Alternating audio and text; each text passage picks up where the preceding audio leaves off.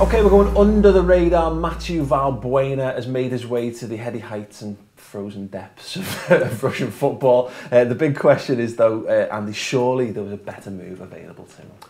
There wasn't. He hung out for one long enough because he got the contract offer from Dinamo and he kept them waiting for 4 weeks or so after they'd agreed a fee with Marseille. Just let a lot of things go to voicemail.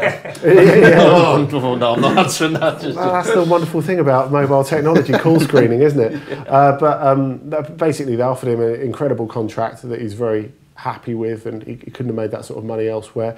Ideally, he would have liked to go to Spain, but Sevilla, who were interested, they had one look and they're like, we can't come anywhere near matching those wages.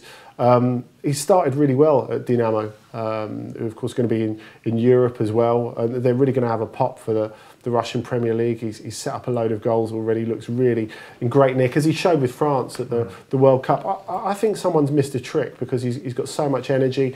I think people look at him and think he's too small to work in the Premier League, but that's nonsense. You know, he won't take any rubbish from defenders.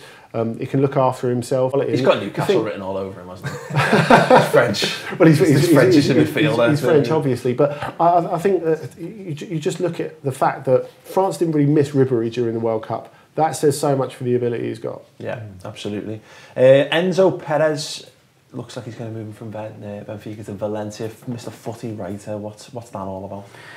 Well, it's a move that makes sense for everyone involved, I think. £20 million, Benfica, you know, Benfica have always been about turning a profit alongside Porto, and Perez, time to move to a bigger stage with Valencia. It will probably be his last move because he's getting on a bit, but it gives him a stage to shine on in La Liga. He'll get good TV time out there with Valencia.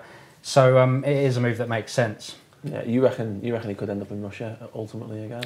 Well, I think it's like we've just heard. Like he's 28 years old. Is he really going to move to the Premier League after spending a couple of years at Valencia? He's being bought by the investment company that the chairman owns of Valencia, so he's not actually going to belong to Valencia. So you've got to assume that at some point they're going to sell him on. The only place they're going to get proper money for him in a couple of years is Russia, and it's the place where he could get great wages. That or he's going to end up cleaning the chairman's house for a living at some point. At that sort of salary, who cares?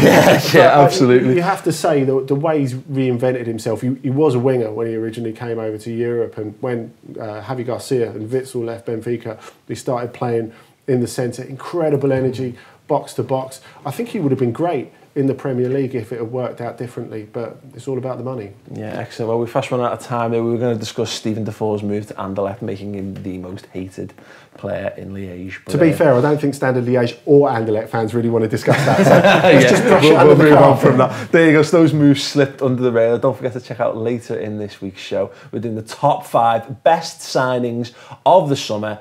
So go and check that video out. A switch in the middle order here. Okay. Oh yeah. Hello, Sorry about that. Not worked out well for Di Maria already. Okay. United are having a terrible week. So what are you going to swap them around? I think